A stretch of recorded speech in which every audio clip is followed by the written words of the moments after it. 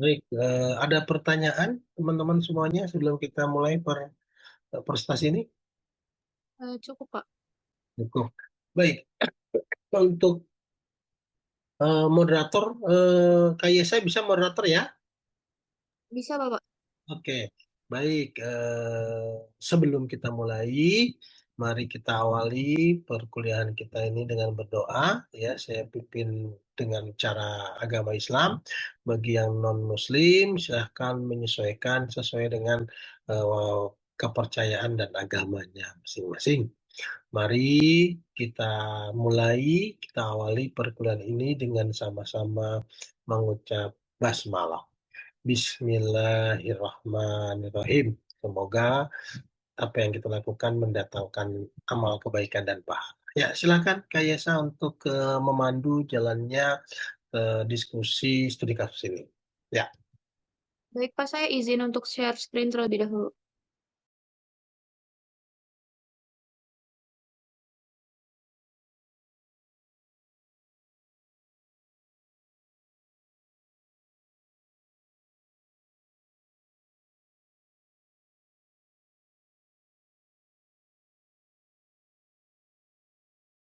Apakah sudah terlihat?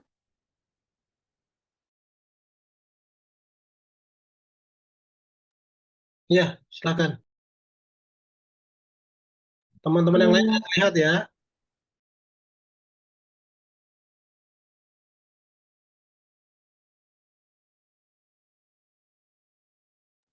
Baik, Assalamualaikum warahmatullahi wabarakatuh.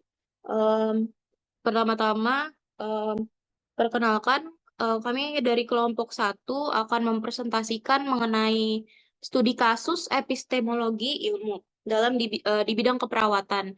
Sebelumnya, ini ada cover makalah dan nama anggota kelompok satu.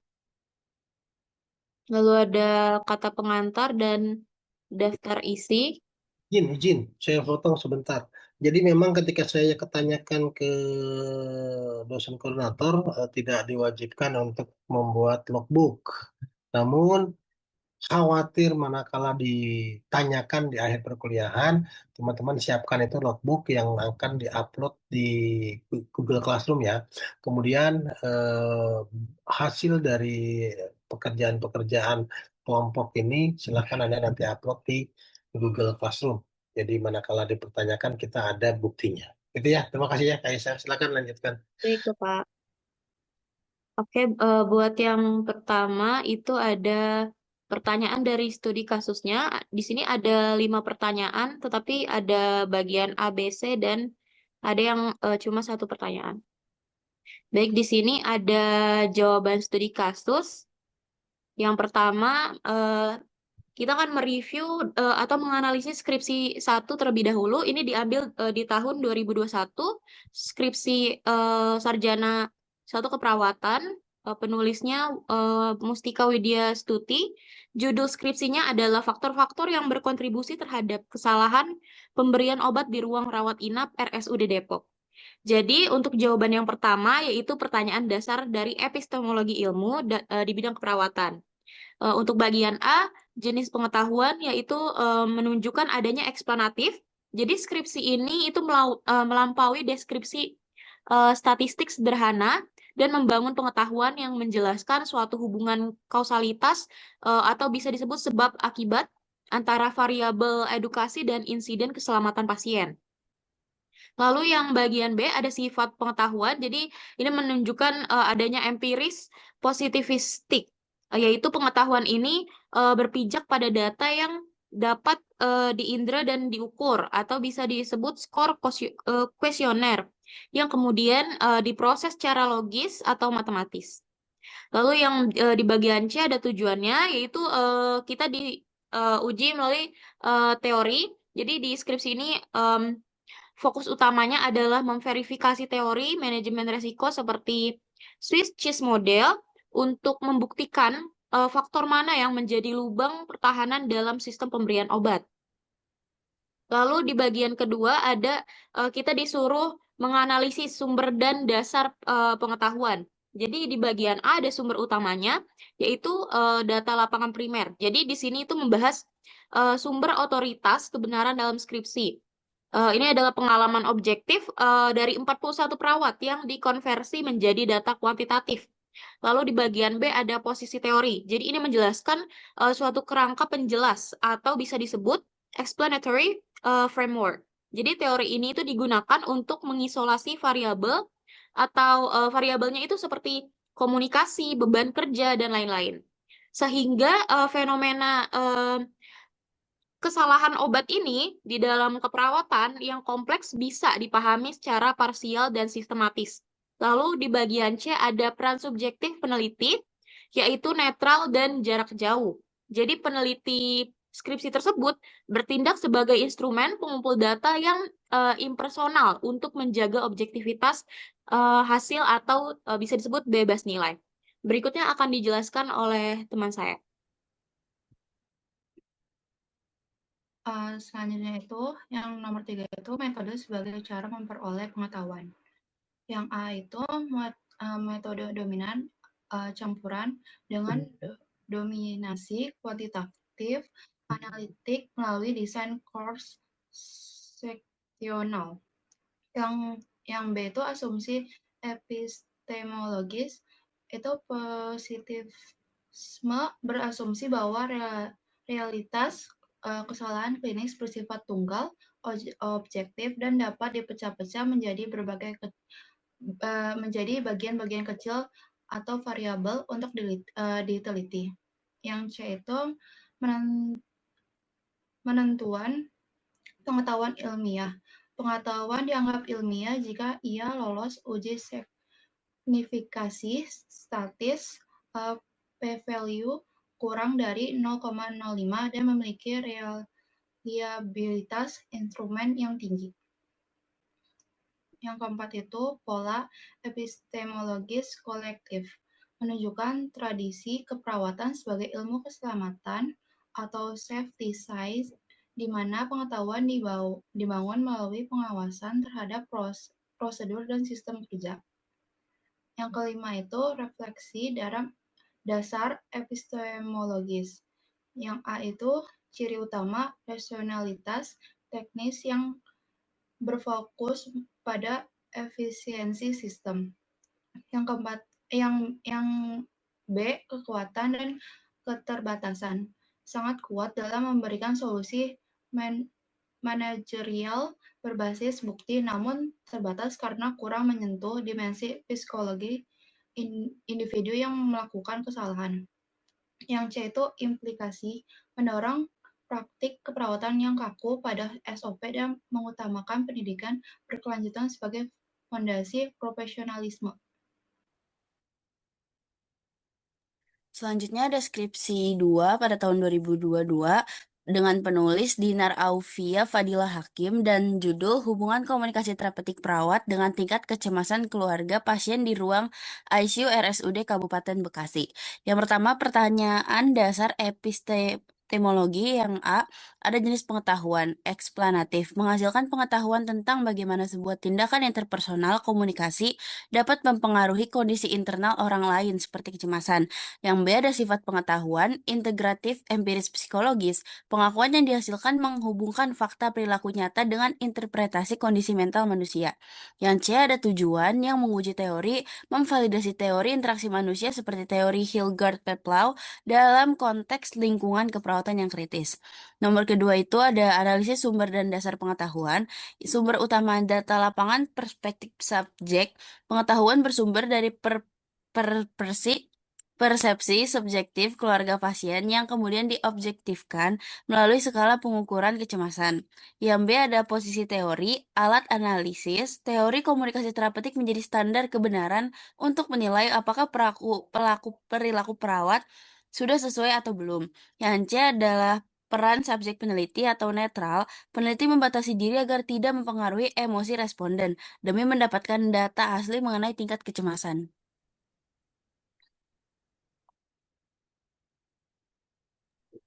Yang ketiga adalah sebagai cara memperoleh pengetahuan. Yang pertama ada metode dominan, kuantitatif analitik atau cross-seksional.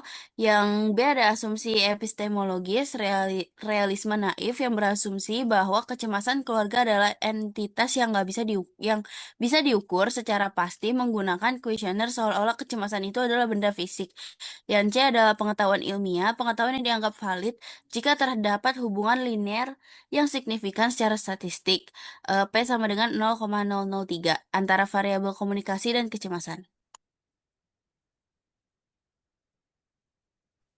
Oke, selanjutnya itu ada nomor 4, pola epistemologis kolektif, yaitu tradisi humanistik psikososial yang memandang bahwa inti dari keperawatan adalah hubungan antara manusia yang dapat diilmiahkan. Artinya, kita meyakini bahwa inti dari keperawatan bukan sekedar prosedur medis, melainkan hubungan antar manusia yang menarik.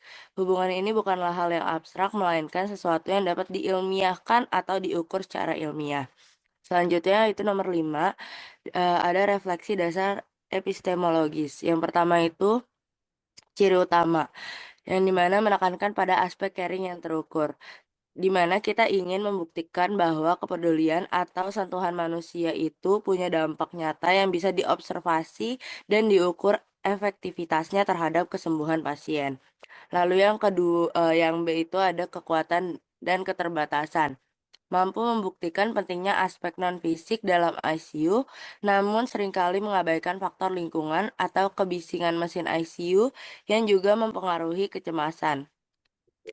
Di sini kita di dalam skripsi ini membuktikan bahwa aspek non-fisik seperti komunikasi terapeutik atau kehadiran perawat itu sangat krusial bagi pasien ICU. Namun, kita juga harus sadar akan keterbatasannya, di mana terkadang terlalu fokus pada aspek psikologis pasien sampai abai terhadap faktor lingkungan fisik, seperti kebisingan mesin-mesin di ICU, yang sebenarnya juga merupakan penyumbang utama kecemasan pada pasien. Lalu yang terakhir ada implikasi, di mana praktik keperawatan diwajibkan menyertakan aspek dukungan psikologis serta intervensi standar bukan sekadar pelengkap. Yang dimana praktik keperawatan itu sekarang diwajibkan untuk menyertakan dukungan psikologis sebagai intervensi standar. Jadi dukungan psikologis bukan lagi dianggap sebagai pemanis atau pelengkap saja, melainkan komponen wajib yang sama pentingnya dengan pemberian obat atau tindakan medis lainnya.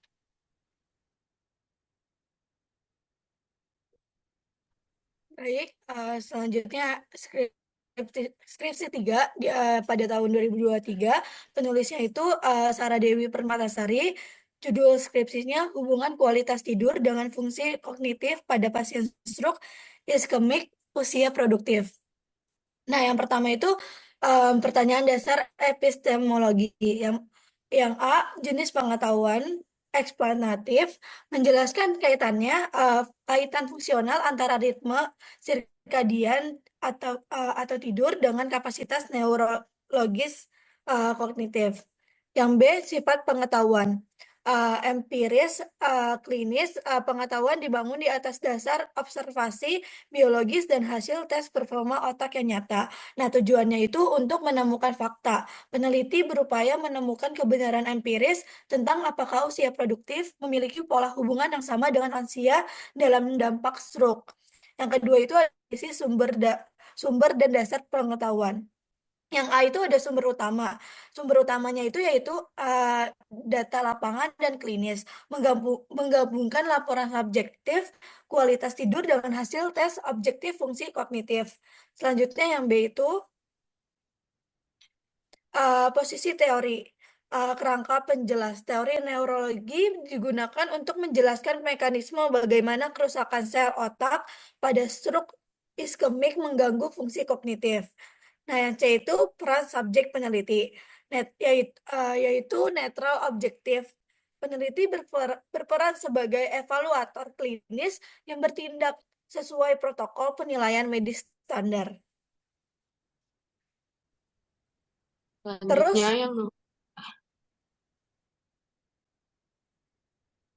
Selanjutnya, nomor 3, metode sebagai cara memperoleh pengetahuan.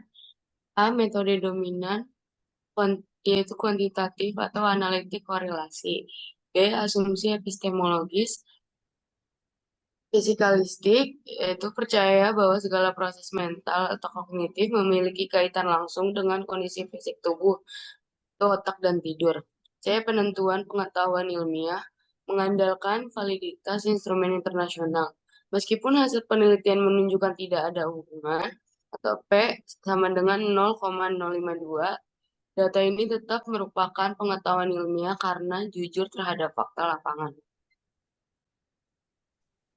Selanjutnya yang keempat ada pola epistemologis kolektif, yaitu tradisi keperawatan klinis medis di mana tubuh manusia dipandang sebagai sistem biologis yang saling terkait secara mekanistis. Selanjutnya untuk di nomor 5 ada refleksi dasar epistemologis, itu yang A itu ciri utamanya. Ciri utama objektivitas berbasis pengukur instrumen medis. Yang B itu kekuatan dan keterbatasan, sangat akurat dalam pengukuran variabel, namun terbatas karena tidak menggali faktor psikososial pasien stroke usia produktif seperti stres pekerjaan.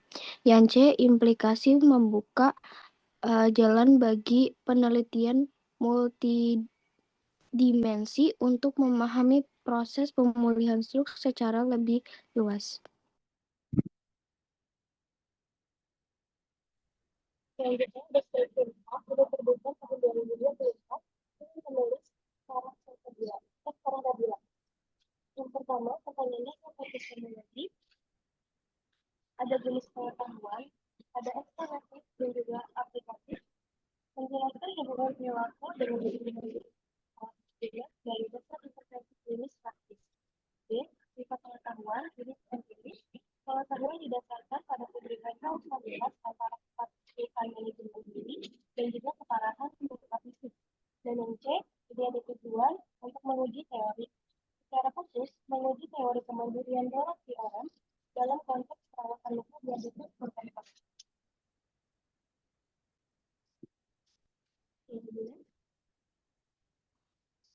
Yang kedua ada analisis sumber dan juga dasar pengetahuan. A. Sumber utama, ini ada data lapangan atau observasi dan juga kuesioner. Kebenaran dicari melalui korelasi antara perilaku pasien, dunia internal dan juga kondisi luka atau eksternal. B. Kondisi teori, ini ada kerangka penjelas. Teori manajemen luka menjadi panduan untuk mendefinisikan apa yang disebut sebagai perilaku perawatan diri yang baik. C. Ada peran peneliti, mineral, dan juga refleksif. Peneliti mengukur variabel secara objektif, namun juga memberikan intervensi seperti edukasi dalam diskusi.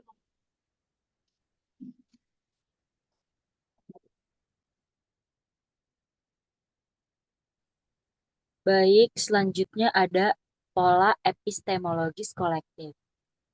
Tradisi keperawatan komunitas dan rehabilitasi yang menekankan bahwa pasien adalah agen aktif dalam kesembuhan sendiri.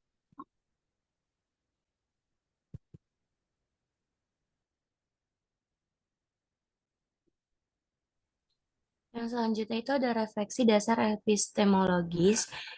Yang A itu ciri utamanya integrasi antara perilaku, behavioral, dan hasil klinis biologikal. Yang B, kekuatan dan keterbatasan, memberikan motivasi kuat bagi pentingnya edukasi pasien, namun terbatas karena faktor genetik dan juga nutrisi pasien tidak selalu dapat dikontrol. Yang C itu implikasi, pengetahuan ini memaksa perawat untuk beralih dari sekedar pemberi obat menjadi pendidik dan motivator. Selanjutnya itu ada skripsi 5 pada tahun 2025. Penulisnya itu Anissa Anjani Rizky. Judulnya itu Hubungan Burnout dan Quality of Nursing Work Life pada perawat dengan penerapan keselamatan pasien di RSUD Tarakan, Jakarta. Yang pertama itu ada pertanyaan dasar epistemologi. Yang A itu jenis pengetahuan. Eksplanatif normatif, menjelaskan hubungan variabel psikologis, kerja dan juga memberikan implikasi tentang standar kualitas hidup perawat yang ideal. Yang B itu sifat pengetahuan, integratif sosio-psikologis, menghubungkan kesebatan kesebatan mental individu dengan stabilitas sistem organisasi rumah sakit. Yang C itu ada tujuan, menguji teori manajemen sumber daya manusia, kesehatan, dan teori stres kerja dalam ekosistem rumah sakit modern. Selanjutnya ada analisis sumber dan dasar pengetahuan. Yang A itu ada sumber utama, data lapangan, survei massal. Mengumpulkan data dari 134 perawat untuk membangun gambaran makro mengenai kondisi kerja. Yang B itu ada posisi teori, alat analisis atau diagnostik tool, teori burnout, Maslach, dan QNWL digunakan sebagai pisau bedah untuk mendiagnosis masalah dalam sistem keselamatan pasien. Yang C itu ada peran subjek peneliti. Ini itu peran subjek penelitinya itu netral. Peneliti bertindak sebagai analis eksternal yang mencari pola objektif dalam organisasi tanpa memihak manajemen atau staf. Yang ketiga itu metode sebagai cara memperoleh pengetahuan. A. Metode dominan atau kuantitatif analitik. Yang B. Asumsi epistemologis dengan fungsionalisme struktural dengan berasumsi bahwa setiap elemen dalam rumah sakit seperti perawat harus berfungsi baik secara mental agar tujuan organisasi atau keselamatan pasiennya itu tercapai. Yang C. Penentuan pengetahuan ilmiah. Validasi dilakukan melalui uji statistik chi-square yang menunjukkan hubungan sangat kuat. Selanjutnya itu ada pola epistemologis kolektif. Jadi tradisi manajemen keperawatan strategis yang melihat perawat sebagai aset sistemik yang menentukan kualitas layanan. Dan yang terakhir itu ada refleksi dasar epistemologis. Yang pertama itu ada ciri utamanya itu holistik organisasional, yang kedua itu kekuatan dan keterbatasan. Itu sangat kuat dalam mendesak perubahan kebijakan manajerial, namun terbatas karena tidak mengevaluasi faktor gaji atau insentif finansial yang sensitif bagi perawat. Lalu ada implikasi pengembangan ilmu keperawatan. Implikasi itu pengembangan ilmu keperawatan tidak boleh hanya fokus pada pasien, tetapi juga harus menjamin kesejahteraan perawat sebagai persyarat utama keselamatan pasien. Jadi deskripsi kelima ini membuktikan bahwa kualitas pelayanan dan keselamatan pasien sangat bergantung pada kondisi psikologis dan kualitas hidup kerja perawat.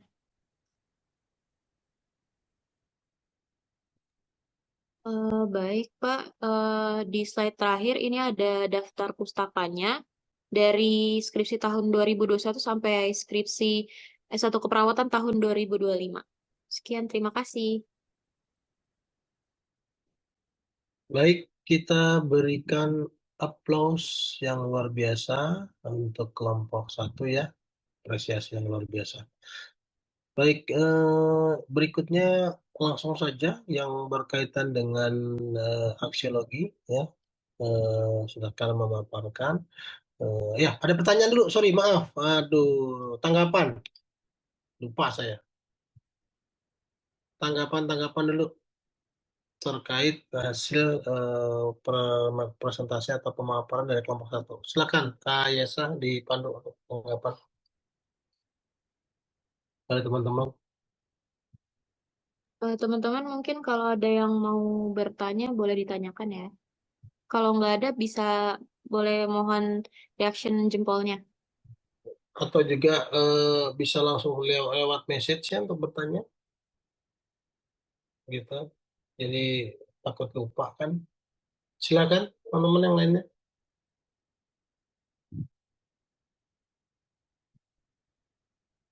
Ada?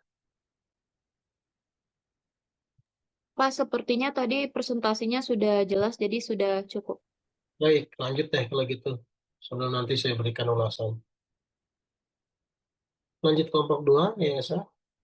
Bentar ya Pak, saya share screen dulu. Diupload di Google Classroom ya. Baik Pak. Jadi saya juga bisa naik turun melihat.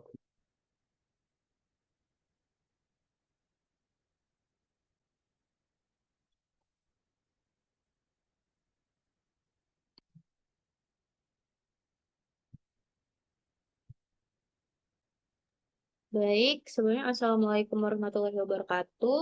Nah, Setelah pemaparan presentasi oleh kelompok 1, berikutnya akan dilanjut oleh presentasi kelompok 2 yang membahas aksiologi ilmu, studi kasus aksiologi ilmu di bidang keperawatan. ya. Berikut ada covernya dan di sini ada nama anggota kelompok 2. Ya. Lanjut kata pengantar dan Ya. daftar isi. Ya, next. Untuk presentasi belum. Di sini ada pertanyaan dari studi kasus aksiologi ilmunya, Pak. Ya. Dan berikutnya ada jawaban studi kasus dimulai dari skripsi 1 sampai skripsi 5. Dari tahun 2021 sampai tahun 2025. Jadi ini skripsinya masih sama dengan kelompok 1, tetapi ini Slide-nya beda, perspektifnya berbeda ya. iya, skepsisnya berbeda, sudut pandangnya berbeda. Jadi kita mendapatkan sudut pandang epistemologi dan sudut pandang aksiologi ilmu. Selanjutnya akan dilanjutkan oleh pemaparan kelompok kedua. Terima kasih. Baik, izin melanjutkan pada jawaban dari studi kasus untuk skripsi 1 tahun 2021 yang ditulis oleh Mustika Widya Stuti. Judulnya faktor-faktor yang berkontribusi terhadap kesalahan pemberian obat di ruang rawat inap RSUD Depok. Yang pertama, identifikasi bentuk penerapan ilmunya. Jadi yang pertama penerapan ilmu ini diterapkan dalam sistem manajemen keselamatan pasien atau patient safety. Bentuk nyatanya adalah evaluasi protokol farmakoterapi dan pengembangan kurikulum pelatihan berkelanjutan bagi perawat terkait farmakologi klinis untuk menekankan angka kejadian luar biasa akibat obat. Yang kedua itu peran lulusannya berperan sebagai manajer, pengambil kebijakan prosedur keselamatan dan care provider yang mengawal prinsip 7 benar. Benar pasien, obat, dosis, waktu, rute, dokumentasi, dan juga indikasi. Yang ketiga adalah masalah mengatasi ancaman cedera fisik, reaksi toksik, hingga kematian pasien yang diakibatkan oleh sistem kerja yang tidak aman atau kurangnya pembaruan pengetahuan tenaga medis.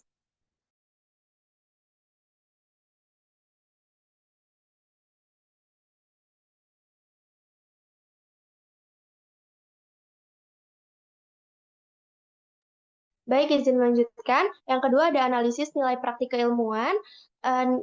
Jadi di sini difokuskan dari 3 nilai, nilai utama, moral, agama, dan juga tujuan normatif. Jadi nilai utamanya menjunjung tinggi keprofesionalan dan kebermanfaatan. Fokusnya adalah untuk memastikan bahwa setiap intervensi medis memberikan manfaat maksimal dengan resiko yang minimal. Yang kedua ada nilai moral atau agama. Ini mencerminkan nilai kejujuran. Dalam perspektif agama, menjaga nyawa manusia adalah kewajiban yang suci. Kelalaian dalam pemberian obat dianggap sebagai pelanggaran amanah terhadap Tuhan dan sesama. Selanjutnya yang terakhir ada tujuan normatif. Ini sejalan dengan visi organisasi profesi PPNI untuk menciptakan praktik keperawatan yang aman dan berkualitas sesuai dengan standar internasional demi melindungi hak-hak kesehatan publik.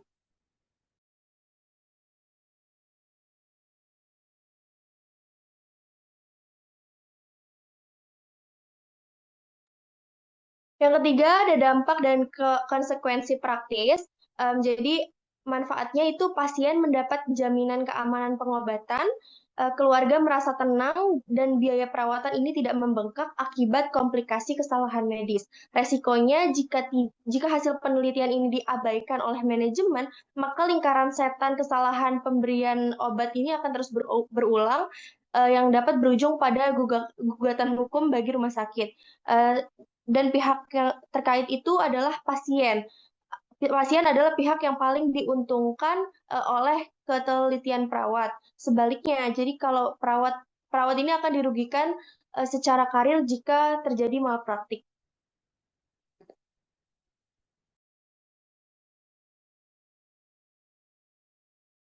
Selanjutnya yang ada keempat,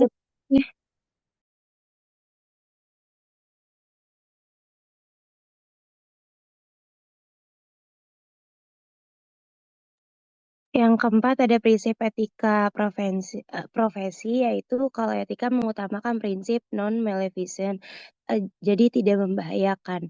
Praktis memikul tanggung jawab moral untuk selalu waspada, vigilance, dan mengakui kesalahan secara terbuka jika terjadi insiden untuk kepentingan keselamatan bersama. Lalu yang kelima ada refleksi dasar epistemologi, yaitu nilai utamanya mencakup integritas dan ketelitian. Jadi orientasi idealnya adalah menciptakan ekosistem rumah sakit yang berbasis data dan nihil kesalahan atau zero error. Jadi calon praktis harus memiliki sikap rendah hati untuk terus belajar dan keberanian untuk melaporkan kegagalan sistem demi perbaikan. Selanjutnya skripsi 2 tahun 2022 dengan penulis Dinar Aufia Fadilah Hakim dan judulnya Hubungan Komunikasi Terapeutik Perawat dengan Tingkat Kecemasan Keluarga Pasien di Ruang ICU RSUD Kabupaten Bekasi. Yang pertama, identifikasi bentuk penerapan ilmu. Aspek penerapan, implementasi psikologi, terapan melalui seni berkomunikasi untuk menciptakan stabilitas mental bagi keluarga yang berada dalam situasi krisis di unit perawatan intensif. Peran lulusannya berperan sebagai komunikator atau penyambung lidah tim medis dan konselor pendamping emosional yang memberikan dukungan psikososial secara langsung. Aspek masalahnya mengatasi krisis eksistensial, ketakutan akan kehilangan, dan distres emosional pada keluarga pasien yang seringkali terabaikan di lingkungan ICU yang sangat teknis. Baik, selanjutnya ada analisis nilai praktik keilmuan. Yang pertama ada nilai utama, yaitu menekankan nilai kemanusiaan atau empati dan keadilan. Memberikan hak yang sama bagi setiap keluarga untuk mendapatkan informasi yang jelas dan menenangkan tanpa memandang status sosial. Yang B, nilai sosial atau budaya. Menghormati budaya kekeluargaan di Indonesia di mana dukungan keluarga dianggap sebagai faktor kunci dalam proses penyembuhan pasien.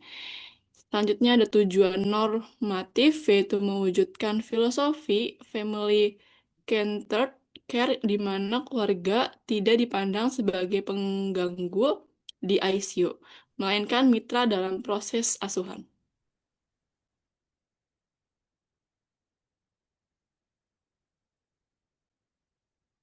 Oke, selanjutnya 3. Dampak dan konsekuensi praktis. Manfaatnya menurunkan tingkat stres keluarga yang pada gilirannya akan memberikan energi positif bagi kesembuhan pasien. Risikonya, komunikasi yang dingin, kasar, atau tidak jujur dapat memicu konflik terbuka, trauma psikologis, hingga penurunan kepercayaan publik terhadap profesi perawat. Nah, pihak terkaitnya keluarga diuntungkan secara batin. Rumah sakit diuntungkan dengan berkurangnya komplain dan terciptanya atmosfer kerja yang lebih harmonis. Selanjutnya 4. Prinsip etika profesi. Etika, prinsip beneficence, berbuat baik, dan autonomi. Perawat berkewajiban memberikan informasi yang jujur agar keluarga dapat mengambil keputusan medis dengan tenang dan berlandaskan pengetahuan yang benar. Yang kelima, refleksi dasar epistemologi. Nilai utamanya, kasih sayang atau caring. Ilmu keperawatan harus tetap memiliki ruh kemanusiaan. Di masa depan, secanggih apapun perawatan ICU, kehadiran perawat sebagai sosok pendukung emosional tidak akan bisa digantikan oleh kecerdasan.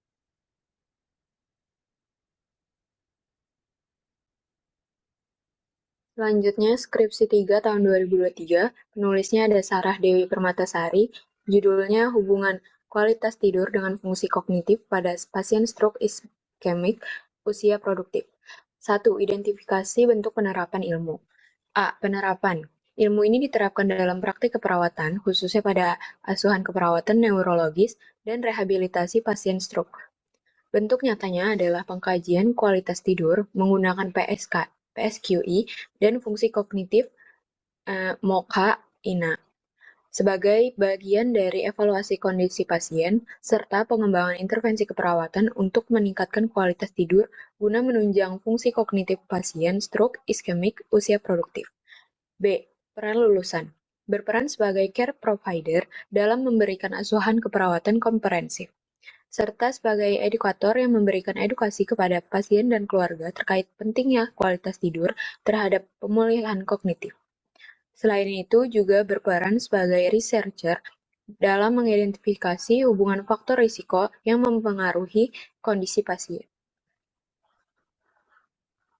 C. Masalah. Mengatasi masalah, gangguan kualitas tidur, dan penurunan fungsi kognitif ini pada pasien stroke iskemik dapat berdampak pada proses rehabilitasi, kemampuan berpikir, aktivitas sehari-hari, serta kualitas hidup pasien usia produktif.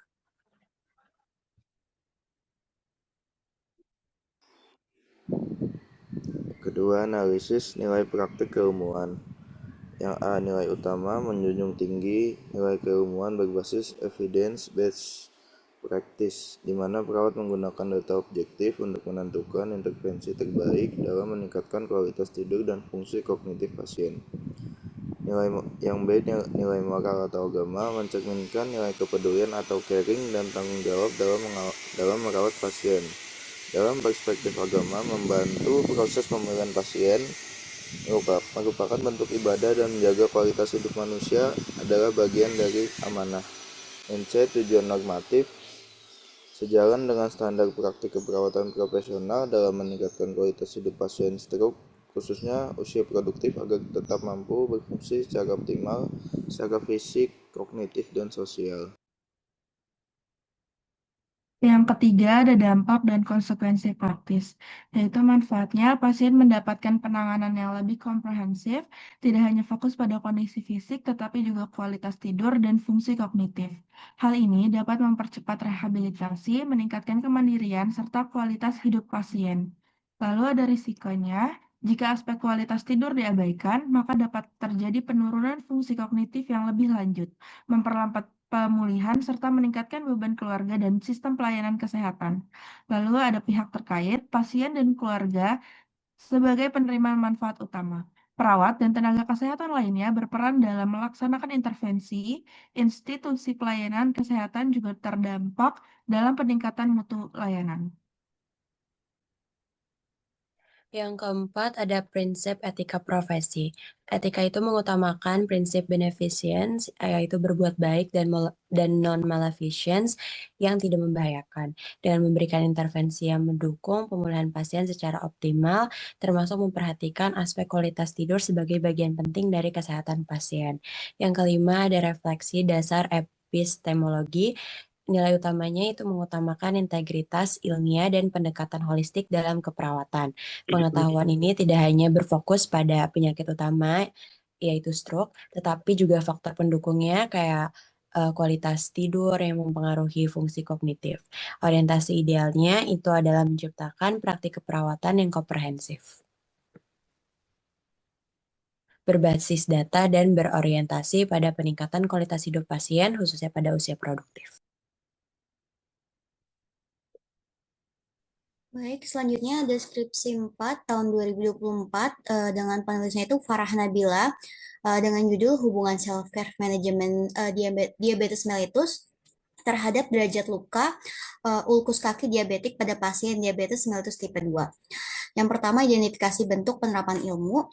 Penerapan ilmunya adalah dalam ilmu keperawatan diterapkan secara komprehensif atau menyeluruh dalam manajemen perawatan pasien diabetes mellitus tipe 2, khususnya pada pengelolaan luka ulkus kaki diabetik sebagai salah satu komplikasi kronis yang memiliki risiko tinggi.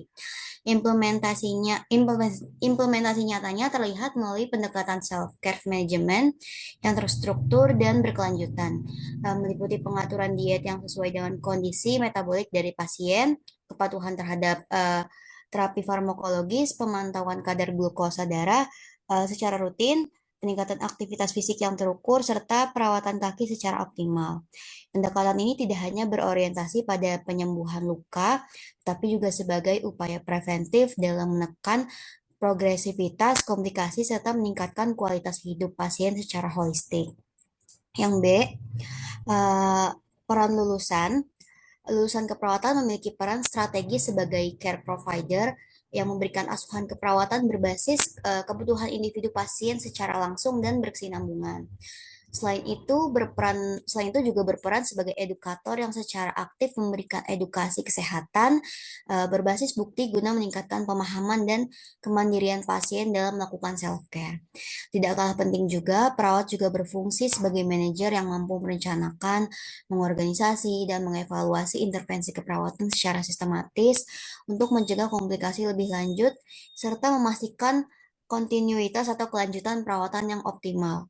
Yang C, masalah. Rendahnya tingkat penerapan self-care manajemen pada pasien diabetes mellitus tipe 2 berdampak signifikan terhadap meningkatnya keparahan ulkus kaki diabetik. Kondisi ini berpotensi menyebabkan infeksi yang serius, memperbesar risiko amputasi, serta meningkatkan angka morbiditas dan mortalitas. Oleh karena itu, diperlukan intervensi keperawatan yang tidak hanya bersifat kuratif, tetapi juga edukatif dan preventif secara intensif. Boleh dilanjut? Oke. Oke, selanjutnya yang kedua ada analisis nilai praktik keilmuan.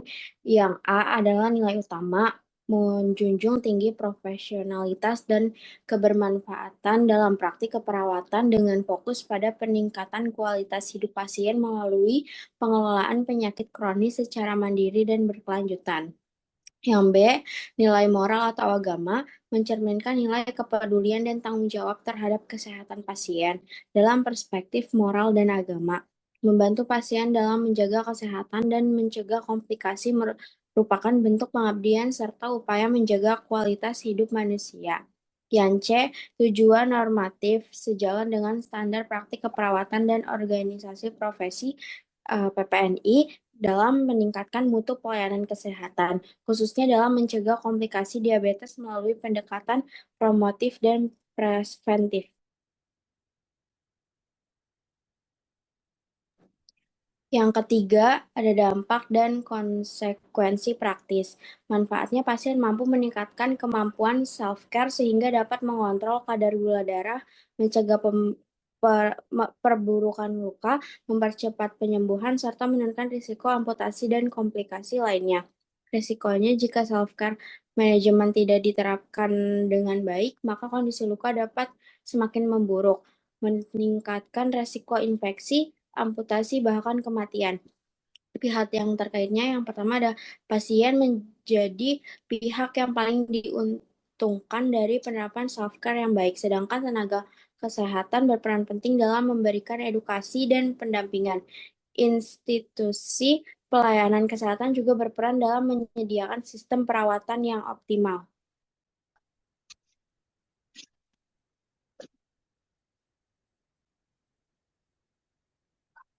Ya. Yang keempat, prinsip etika profesi. Etika mengutamakan prinsip beneficent, memberikan manfaat, dan non-maleficent, tidak membahayakan. Perawat memiliki tanggung jawab untuk memberikan edukasi yang tepat, meningkatkan kesadaran pasien, serta mencegah terjadinya komplikasi yang lebih berat. Yang kelima, refleksi dasar epistemologi. Nilai utamanya menekankan pentingnya pengetahuan berbasis bukti dalam pengelolaan diabetes mellitus. Orientasinya adalah meningkatkan kesadaran dan kemandirian pasien dalam melakukan self-care management guna mencegah komplikasi kronis. Calon tenaga kesehatan diharapkan memiliki sikap disiplin, peduli, dan konsisten dalam memberikan edukasi serta mampu mendorong pasien untuk aktif dalam menjaga kesehatannya secara mandiri. Selanjutnya ada dari skripsi kelima tahun 2025, penulisnya dari Anissa Anjani Rizky yang berjudul Hubungan Burnout dan Quality of Nursing Work Life pada Perawat dengan Penerapan Keselamatan Pasien di RSUD Tarakan, Jakarta. Jadi yang pertama, identifikasi bentuk penerapan ilmu. Yang A, penerapan ilmu keperawatan diterapkan dalam ranah manajemen keperawatan dan keselamatan pasien (patient safety). Fokus utamanya adalah bagaimana kondisi psikologis perawat, burnout, dan kualitas lingkungan kerja (quality of nursing work life) memengaruhi kepatuhan perawat dalam menjalankan standar keselamatan pasien, seperti ketepatan identifikasi, komunikasi efektif, dan pengurangan risiko infeksi di ruang rawat inap. B. Peran lulusan berperan sebagai manajer dalam mengelola beban kerja dan menciptakan lingkungan kerja yang sehat guna menekan angka stres kerja. Selain itu, berperan sebagai care provider yang bertanggung jawab memastikan setiap tindakan medis dilakukan sesuai protokol keselamatan untuk mencegah kejadian tidak diharapkan. KTD. Yang terakhir C, masalah mengatasi tingginya tingkat kelelahan emosional, burnout, dan rendahnya kepuasan kerja perawat yang berisiko menurunkan kewaspadaan klinis. Hal ini dapat memicu terjadinya kelalaian dalam penerapan keselamatan pasien yang berdampak pada cedera fisik maupun medis pada pasien.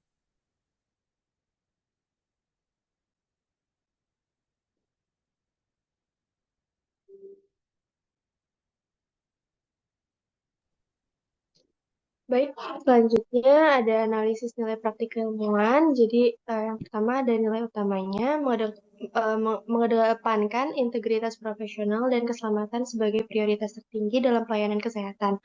Nilai ini menekankan bahwa kesejahteraan perawat secara mental ini berbanding lurus dengan mutu pelayanan yang diterima oleh masyarakat. Selanjutnya ada nilai moral dan agama. Ini mencerminkan nilai amanah dan tanggung jawab. Dalam perspektif moralnya, menjaga keselamatan pasien adalah bentuk penghormatan terhadap hak hidup manusia, sementara mengelola burnout adalah bentuk menghargai diri sendiri sebagai pemberi asuhan agar tetap optimal dalam berbuat kebaikan. Yang terakhir ada tujuan normatifnya, ini selaras dengan sasaran keselamatan pasien atau SKP yang ditetapkan oleh Kemenkes RI dan standar akreditasi rumah sakit untuk mencapai zero harm. Hal ini juga mendukung upaya PPNI dalam menyejahterakan perawat agar mampu bekerja sesuai kode etik dan standar operasional prosedur atau SOP.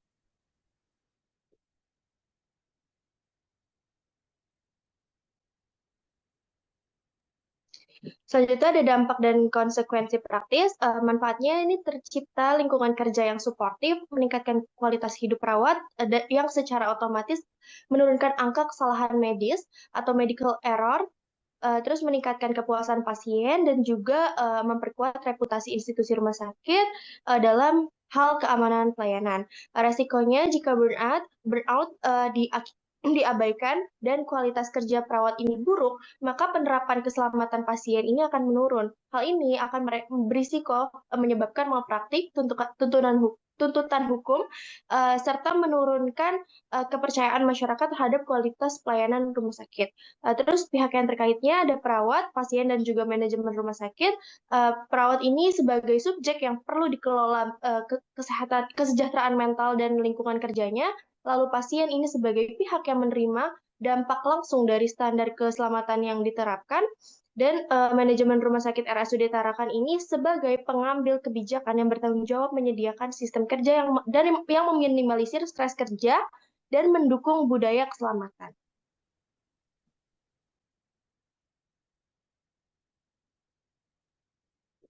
Selanjutnya ada prinsip etika profesi. Prinsip etika profesi dalam keperawatan merupakan pedoman moral bagi perawat untuk bertindak secara benar, bertanggung jawab, dan mengutamakan keselamatan pasien dalam setiap pelayanan yang diberikan. Etika ini mencakup tanggung jawab kolektif, yaitu perawat bekerja sama dalam tim kesehatan sehingga keselamatan pasien menjadi tanggung jawab bersama, serta integritas, yaitu sikap jujur, konsisten, dan menjalankan tugas sesuai standar tanpa merugikan pasien. Dalam praktiknya, perawat memiliki tanggung jawab memberikan pelayanan yang aman dan berkualitas, bekerja sesuai kompetensi dan prosedur, mengutamakan keselamatan pasien, berkolaborasi dengan tenaga kesehatan lain untuk mencegah kesalahan, seperti miskomunikasi, serta menjaga profesionalisme dalam setiap tindakan keperawatan.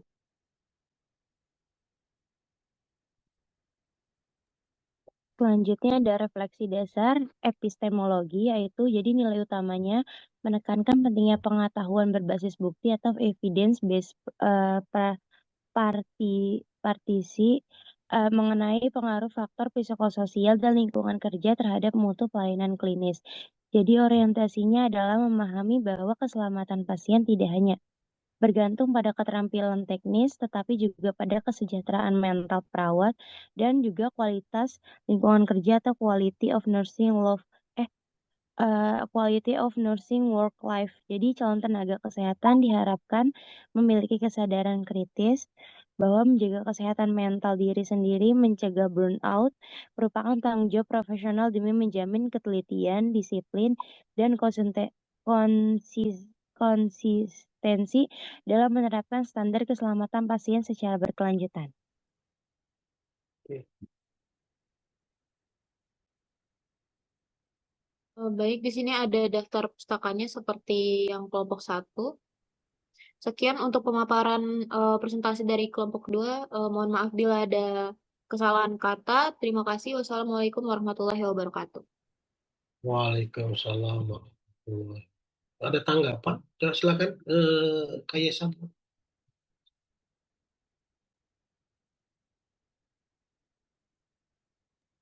Untuk tadi yang sudah dipaparkan oleh kelompok 2 dan kelompok 1, menurut saya isi review atau isi analisis dari skripsi 1 sampai skripsi 5 sudah jelas. Jadi sudah dibahas dari komponen awal sampai komponen akhirnya itu sudah dibahas semua oleh kelompok 1 dan kelompok 2.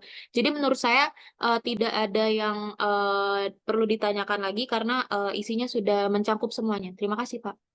Baik, terima kasih teman-teman semuanya, Kak Yesa serta kedua kelompok yang sudah memaparkan studi kasus yang menjadi tugas kita bersama ya. Jadi yang pertama saya sudah melihat bagaimana pembahasan secara komprehensif ya, baik dari aspek-aspek epistemologi maupun aksiologi kan seperti itu.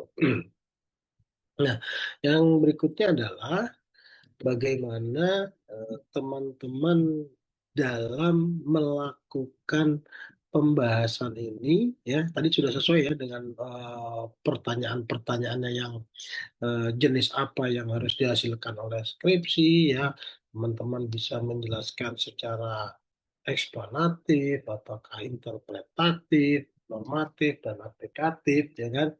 Kemudian juga pengetahuan yang dibangun itu sudah bersifat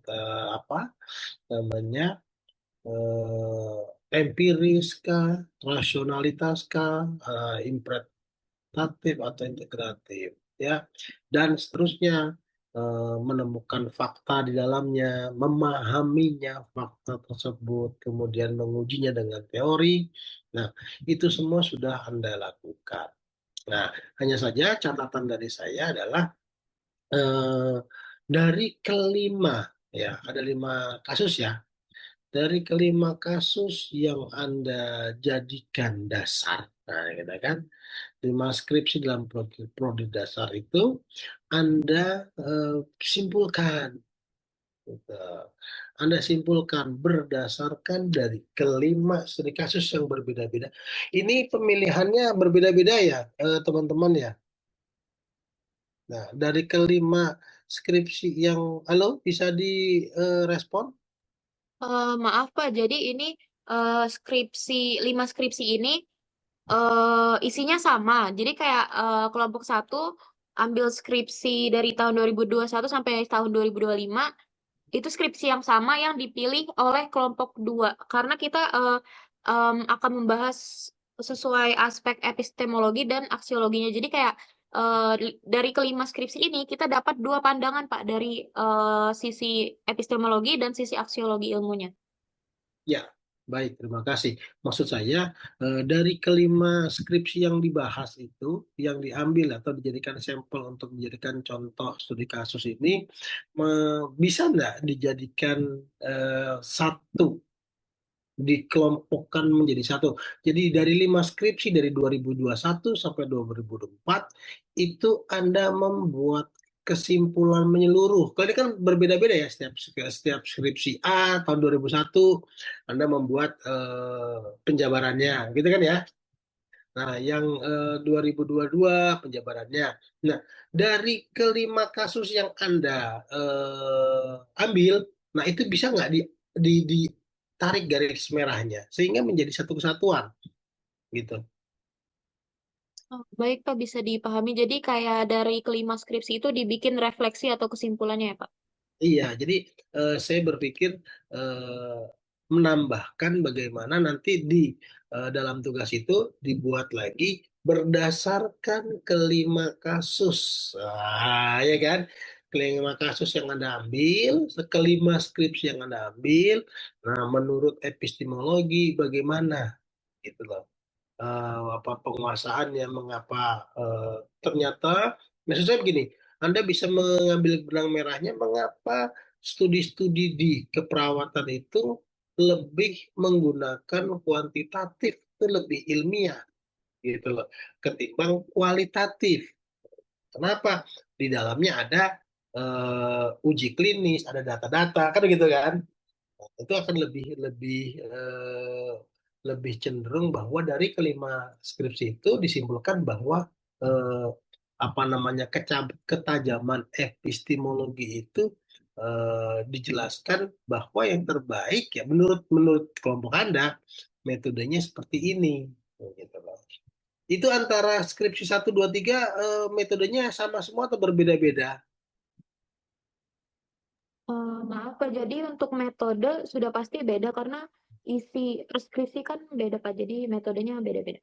Oke, jadi nanti bagaimana yang menguatkan kalau secara epistemologi itu eh, yang tepat untuk di keperawatan kira-kira apa, gitu loh. Apa namanya? Apakah interpretatif kan gitu loh? Apakah normatif atau aplikatif gitu loh? Kalau tidak dengan metode kualitatif kuantitatif. Nah, yang berikutnya kemudian juga bagaimana saya bahas semuanya ya.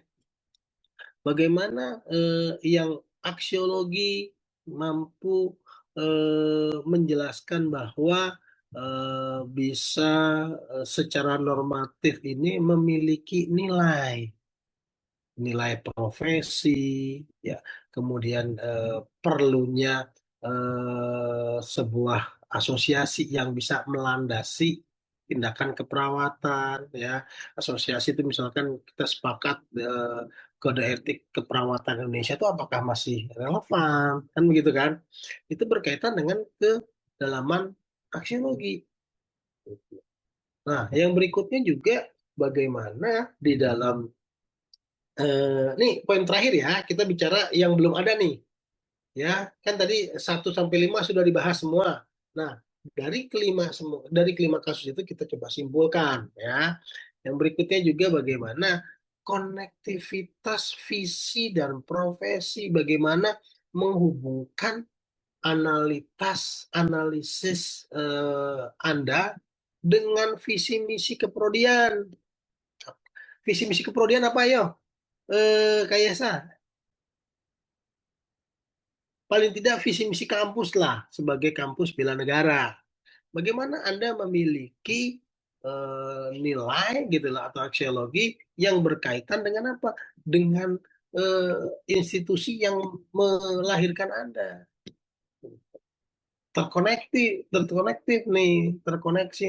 Bagaimana Anda sebagai seorang perawat yang memiliki visi bela negara. Beda lagi nih nanti kalau satu keperawatan dari kampus lain gitu kan. Mereka visi misi profesinya berbeda sesuai dengan karakteristik yang diingin dicapai. Gitu. gitu loh.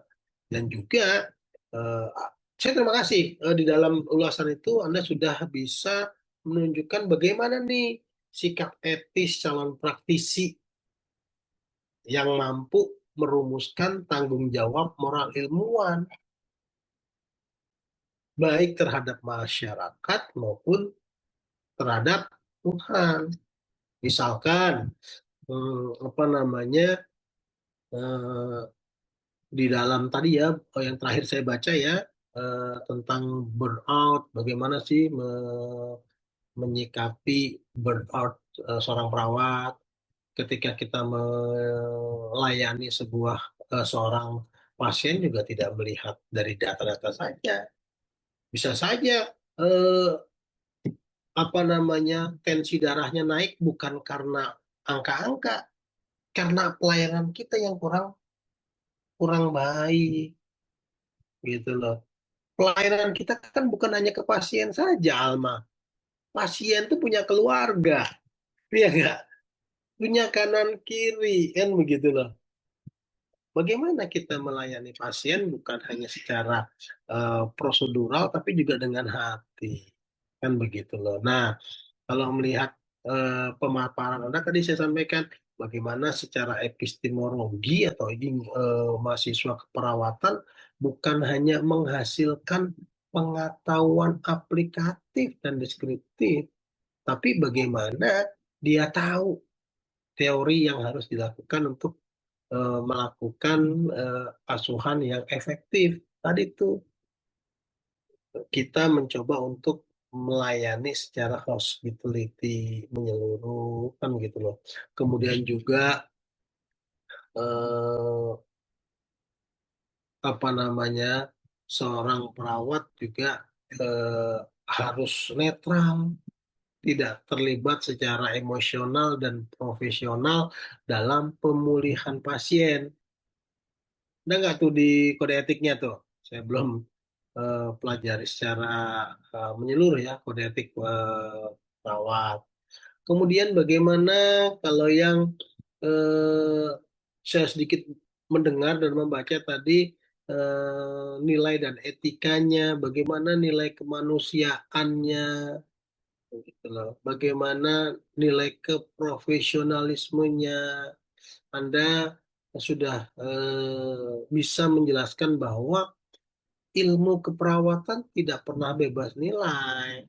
Setiap diagnosa membawa konsekuensi etis. Jangan sampai kita terjadi di lapangan malpraktek kan gitu loh. Karena kan berdampak secara konsekuensi gitu loh.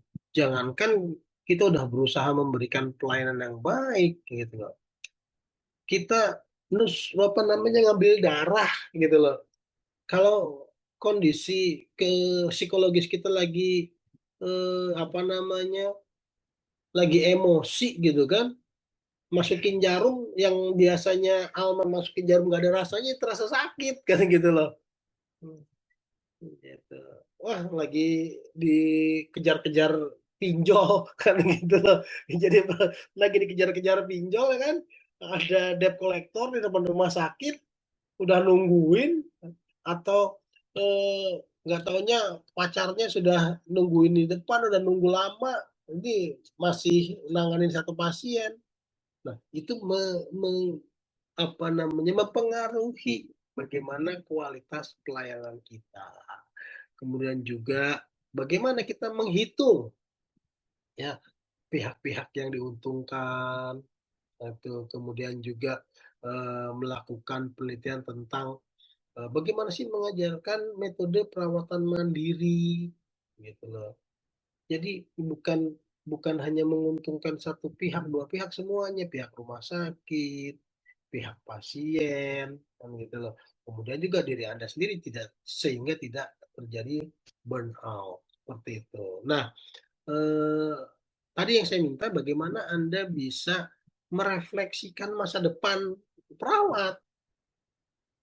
Jadi perawat harus dibekali berbagai macam ilmu gitu. Saya sampaikan beberapa saat yang pertemuan yang lalu ya, bisa jadi Alma kan gitu loh, atau Aulia Dina dan lain-lainnya, ya ada yang cowok tadi tuh ya, menjadi seorang perawat juga mempelajari ilmu mekatronika, mempelajari ilmu membuat aplikasi gitu loh. Bukan hanya mempelajari, kalau bisa minimal berkolaborasi. Sehingga apa? Bisa mempertahankan profesi perawat dengan tantangan zaman. Misalkan kalau orang tensi darah kan harus ditensi nih, bagaimana dia mencoba tidur secara kualitas. Kalau nggak mungkin seorang perawat 24 jam menjaga tensi terus. Anda menciptakan alat, tapi tetap di dalam alat itu mempertahankan sisi empati. Nah ini nih, bicara aksiologi itu kita harus memiliki empati. Walaupun secara epistemologi, teknologinya masih bersifat mekanik. Gitu. Jadi ditambah lagi, merawat itu bukan sekedar bicara profesionalitas kerja. Anggaplah kita sebagai seorang yang sedang beribadah, membantu kesulitan pasien. Siapa sih orang yang mau sakit? Sakit itu kan konon katanya dari ilmu keagamaan itu kan penggugur dosa. Kan begitu kan?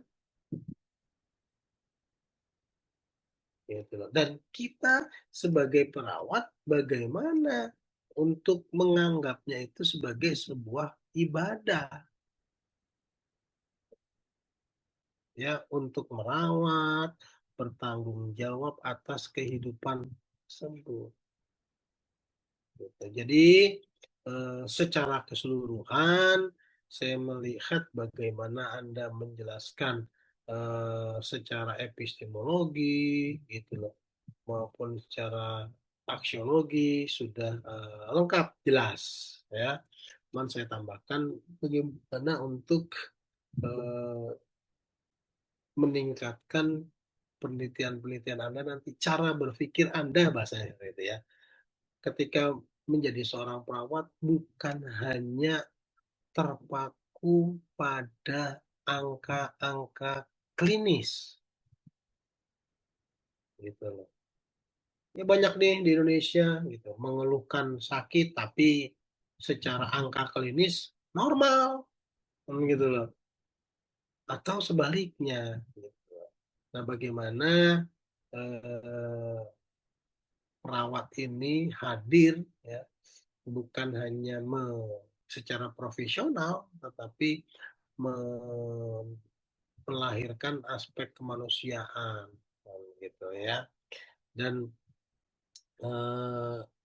bagaimana dari cara berpikir kita ya, baik secara epistemologi maupun secara aksiologi, kita bisa melatih ya, melatih calon-calon perawat profesional ini bukan hanya sebagai robot gitu, tapi juga sebagai manusia yang memiliki nilai ibadah dalam melaksanakan pengabdiannya sehari-hari, dan juga bagaimana seorang perawat ini mampu berpikir kritis juga tentang isu-isu sensitif, isu-isu tentang penyakit tertentu, penyakit baru, bahkan memperjuangkan ketidakadilan akses kesehatan gitu loh, untuk di daerah-daerah 3T yang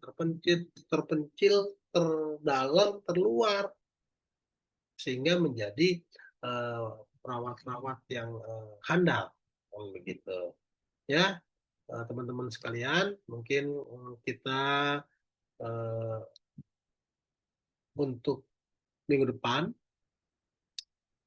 hitungannya UTS ya. Nanti kita secepatnya akan saya informasikan manakala sudah mendapatkan bentuk soalnya maupun tata langkah-langkah pengerjaannya. Saya langsung submit di Google Classroom, bahkan saya submit ke dalam Leads, kan begitu. Baik, demikian sedikit review atau ulasan dari saya.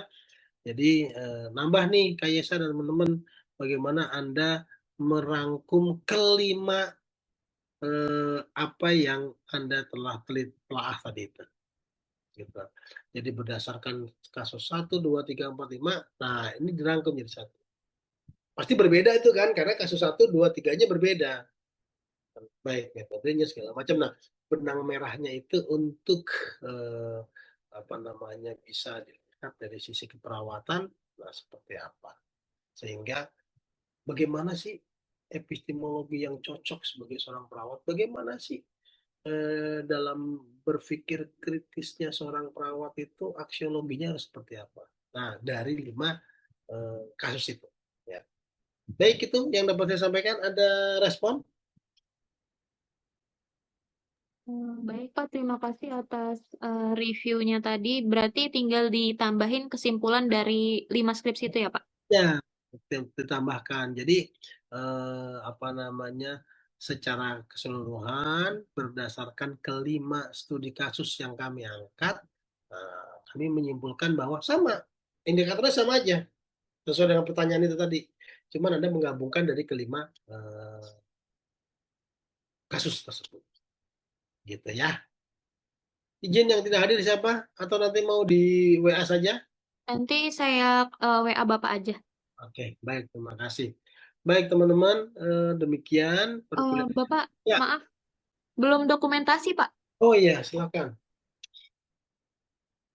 Saya juga belum, Mohon diaktifin kameranya ya teman-teman. saya juga belum update absen ya.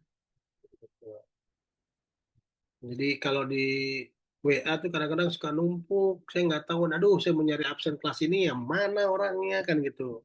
Tapi kalau di Google Classroom sudah ada semua. Baik, untuk slide 1 siap-siap ya. Di sini ada Pangeran Tri berarti ya. Tri tinggal di mana Tri? Saya di Jagakarsa, Pak. Dekat ya Jagakarsa ya. Alhamdulillah. Gitu. Semangat Tri. Asli Jakarta Tri? Enggak, Pak. Jawa saya, Pak. Jawanya? Solo, Solo. Oh, Solo luas loh, sampai Boyolali Solo, sampai Karanganyar Solo. Kota Enggak sih, Pak. di Jagakarsa itu kampung kandang, kebanyakan orang Jawa tuh. Baik, dokumentasinya sudah selesai. Ya, baik ya.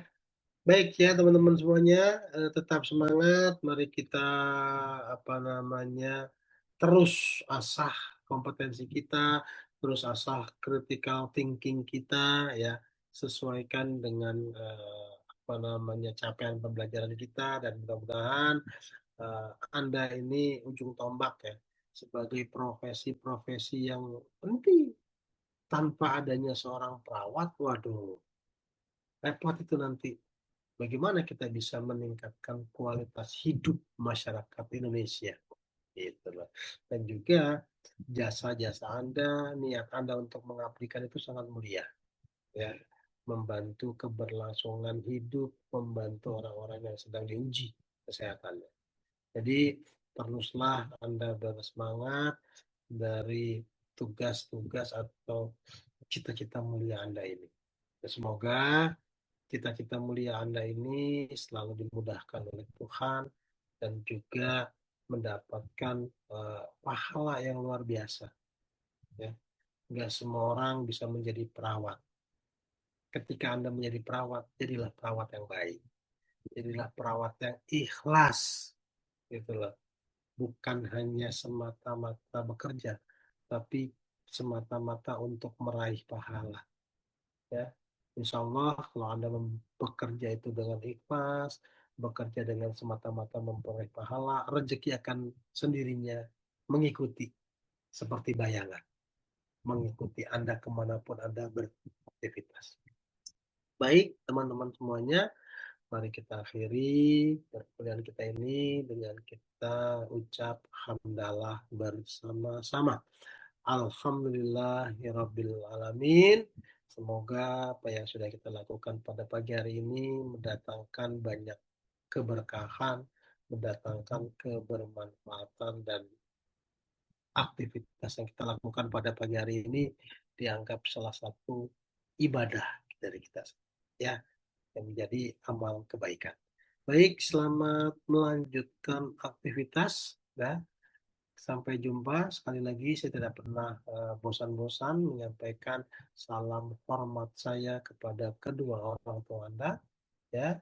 Semoga Allah Subhanahu wa taala, Tuhan Yang Maha Esa, selalu memberikan kesehatan kepada kedua orang tua kita dan juga memberikan rezeki-rezeki yang halal yang berlimpah. Harapannya saya juga selalu memberikan harapan, ya, mendoakan Anda, dan Anda harus janji bahwa Anda harus menjadi anak-anak yang soleh dan soleha, membanggakan kedua orang tua, berguna untuk keluarga, bangsa, dan negara. Baik ya, janji ya. Itulah untuk diri Anda sendiri ya. Dan juga kalau sudah sukses, jangan ragu-ragu nih pamer sama saya ya, kesuksesan gitu. Alma sudah punya rumah sakit sendiri, wah, nanti nggak kenal lagi sama saya, kan gitu loh. Atau Raihanun sudah punya klinik Pratama sendiri, wah, nggak kenal ya. Jadi begitu ya, kita saling berbagi kesuksesan, kita berbagi kebaikan.